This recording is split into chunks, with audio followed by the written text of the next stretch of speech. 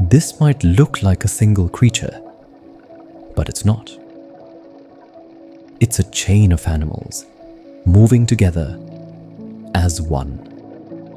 Meet the Salp.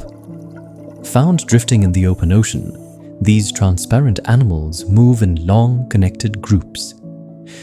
Each one pumps water through its body, pulling itself forward while feeding at the same time. But here's where it gets strange. Salps don't always live like this. Sometimes they live alone, and sometimes they form these massive chains. So how does one become many? By cloning.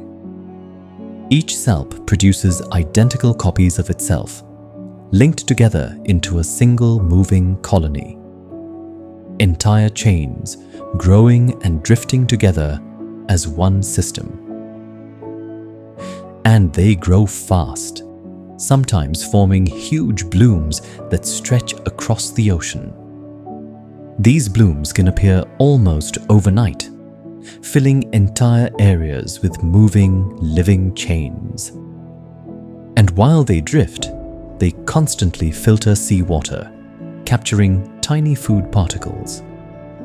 In the process, they also trap carbon and carry it down into the deep ocean, helping remove carbon from the atmosphere and slow climate change.